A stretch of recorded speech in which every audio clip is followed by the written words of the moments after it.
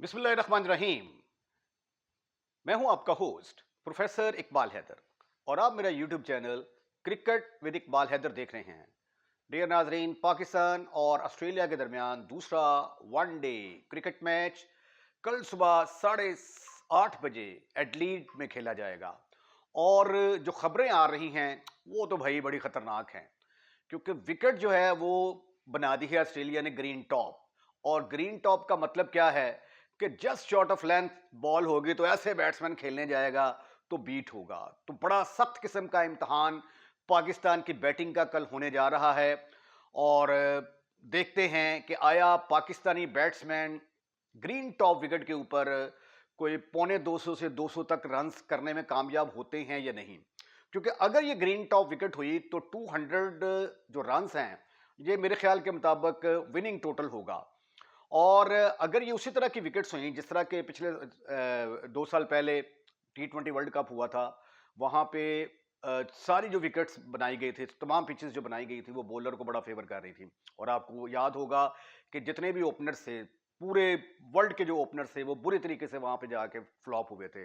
Even के बाबर आजम और रिजवान भी जो है वो वहां पे जो ऑस्ट्रेलिया में T20 वर्ल्ड कप हुआ था उसमें लंबा स्कोर नहीं कर सके थे।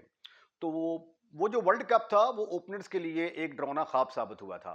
और अब जो है बिल्कुल ऐसी ही ग्रीन टॉप विकेट जो है वो कल सुनने में आ रहा है। अगर उन्होंने सुबह उठ के टिंड ना कर दी, टिंड करने का मतलब जानते हैं, घास को अगर उड़ा ना दिया।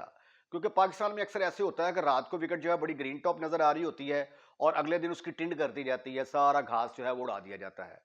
तो अगर तो घास ना उड़ाया गया और घास पिच के ऊपर रहने दिया गया तो ये एक once again low scoring match जो है वो होने जा रहा है। और यहाँ पे टेक्निक टेस्ट होगी कामरान गुलाम की, जो कि पिछले मैच में वो जिस तरीके से आउट हुए हैं, ऐसे जनाब बॉल जो है वो जस्ट शॉर्ट ऑफ लेंथ था, तो ऐसे खेलने गए हैं वो तो बच ही नहीं सके। टेक्निक यहाँ पे टेस्ट होगी साइम अयूब की as well as Abdullah Shafique की। क्योंकि पाकिस्तान की टीम जो कि 6 स्पेशलिस्ट बल्कि 7 बैट्समैनों के साथ खेल रही है, उसमें से 3 बैट्समैन तो ऐसे हैं जिनके ऊपर बिग क्वेश्चन मार्क लगा हुआ है। क्योंकि मेरे ख्याल के मुताबिक जिस तरह साउथ शकील की टेक्निक परफेक्ट है और वो टेस्ट मैचेस में परफॉर्म करते हुए आ रहे हैं, हमारी टीम में साउथ शकील जैसा बैट्समैन होना चाहिए ताकि वो कम से कम पाकिस्तान की टीम 50 ओवर तो खेले। लेकिन कामरान गुलाम अभी नए नए आए हैं, अभी उन्होंने अपना नाम बनाना है, उन्होंने कोशिश करनी है, स्ट्रगल करनी है। लेकिन उनके वीक पॉइंट्स जो हैं वो कुछ खुलकर सामने आ चुके हैं। और आजकल की क्रिकेट यही है, सारा सिस्टम कंप्यूटराइज हो चुका हुआ है। जब आप एक इनिंग में स्कोर करते हैं तो वो सारी आपकी जनाब फितियाँ फितियाँ करके जो आपकी कमजोरियां होती हैं, कहाँ पे आप तगड़े हैं, वो सारा आपके खिलाफ जो है वो चार्ट बना लिया जाता है। और फिर आपके खिलाफ जो प्लानिंग होती है मैच के दौरान, उसके ऊपर फिर अमल दरामद करके तो आपको ट्रैप कर लिया जाता है। तो जो अच्छे प्लेयर होते हैं, जो वर्ल्ड में एग्जिस्ट करते हैं, लंबी क्रिकेट खेलते हैं, वो प्लेयर जब वक्त के साथ साथ अगर अपनी खामियों पर काबू पा लेते हैं तो वो इंटरनेशनल और वर्ल्ड क्लास प्लेयर बन जाते हैं। और जो अपनी कमजोरियों पर काबू नहीं पाते, उनका कैरियर बहुत छोटा होता है, वो चंद मैचेस खेलकर खत्म, फिनिश, खलास हो जाते हैं। तो बहरहाल कामरान गुलाम जो कि डोमेस्टिक क्रिकेट में अब तक बड़े अच्छे क्रिकेटर साबित हुए हैं, लेकिन जिस तरह वो आउट हुए हैं वो लगता है कि वो शॉर्ट बॉल को ज़रा हल्के हैं। और ऐसे फास्ट बॉलर जो कि तेज़ फास्ट बॉलर होते हैं, उनको जो उनके खिलाफ जो है वो स्ट्रगल करते हुए नज़र आएंगे। और अल्लाह करे कि जो मैं कह रहा हूँ ये गलत हो, अगर ऐसा ना हुआ तो फिर ये एक बड़ी अच्छी प्रोडक्ट जो है वो पाकिस्तान को मिल गई है और पाकिस्तान को फ्यूचर में कामरान गुलाम को फिर ज़्यादा से ज़्यादा चांसेस देने पड़ेंगे। कल के मैच में पाकिस्तान की बैटिंग बहुत ज़्यादा डिपेंड करेगी बाबर आजम रिजवान के ऊपर, क्योंकि यही हमारे पास दो मेन प्लेयर हैं जिनके पास एक्सपीरियंस भी है और ये तजर्बा भी रखते हैं इस तरह की विकेट्स के ऊपर खेलने का। और टेम्परामेंट का कल इम्तहान होगा, पाकिस्तान के प्लेयर्स को जो है वो विकेट के ऊपर स्टे करना पड़ेगा और साथ साथ रन्स भी करने पड़ेंगे। क्योंकि अगर आप सिर्फ ब्लॉक ब्लॉक ब्लॉक करते जाएंगे तो कोई ना कोई एक ऐसी अच्छी गेंद आएगी जो कि आपके बल्ले का किनारा छूती हुई विकेट कीपर या स्लिप के दरमियान चली जाएगी और आप आउट हो जाएंगे। तो इसलिए जैसे ही कोई गलत बॉल मिलती है आपको, तो आपने उसका पूरा भरपूर फायदा उठाकर चौका मारना है। और जो अच्छी गेंद है उसको आपने डिडॉय करना है और फुटवर्क का बड़ा जो है ना वो ख्याल रखना पड़ेगा। और बॉलर के आर्म को जो है ना वो बड़ा चेक करना पड़ेगा। तो मेरे ख्याल के मुताबिक ऐसे बॉलर को जो कल just short of length ball करेंगे, I am talking about green wicket, just short of length ball करेंगे तो वो कल बहुत ज़्यादा कामयाब होंगे। और बड़ा इंतहाई ज़बरदस्त किस्म का मौका है पाकिस्तान के ऐसे फास्ट बॉलर्स जिन्होंने आज तक हमें कोई मैचेस तो नहीं जिताए और ना ही हमें कोई टेस्ट मैच जिताया है, जिसमें शाहीन अफरीदी हैं, हारिस रऊफ हैं और नसीम शाह हैं। इन्होंने हमें T20 मैचेस तो जिताए हैं, लेकिन वनडे मैचेस में कभी ऐसी कारकर्दगी नहीं इन्होंने शो की कि एक ही मैच में 5 से 6 विकेट्स ले लिए हों और पाकिस्तान वो मैच जीता हो।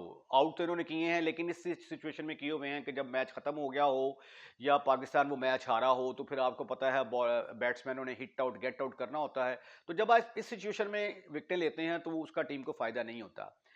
ठीक है, तो कल जो है ये मौका है पाकिस्तानी फास्ट बॉलर के पास कि वो जान लड़ाएं, अच्छी लाइन और लेंथ पे बॉल करें, कोई लूज बॉल नहीं करनी, क्योंकि 4 2 3 चौके आप अगर गलत बॉल करके खा लेते हैं तो वो बहुत ही खतरनाक रन साबित होंगे, क्योंकि यहाँ पे रन जो है वो बैट्समैनों को वो आसानी से कतई तौर पे नहीं मिलेंगे।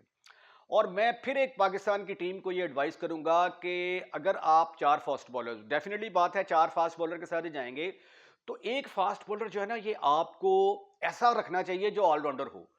और बदकिस्मती से पाकिस्तान के पास इस वक्त सिर्फ और सिर्फ एक ही ऐसा ऑलराउंडर है, batting fast bowler batting allrounder, और वो है आमिर जमाल।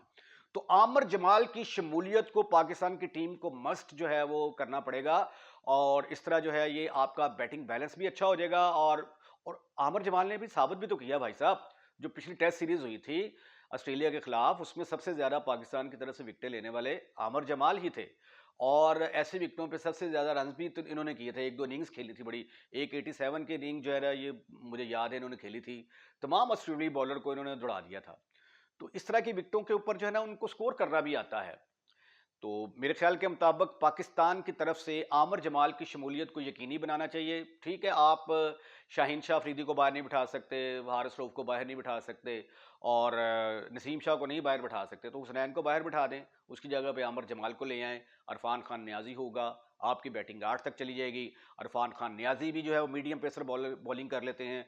और मैं एक आपको और बात बताऊं, जो मीडियम पेसर होता है ना यहाँ पे, अगर वो सही लाइन और लेंथ के ऊपर बॉलिंग करे ना तो वो सबसे ज्यादा खतरनाक हो जाता है।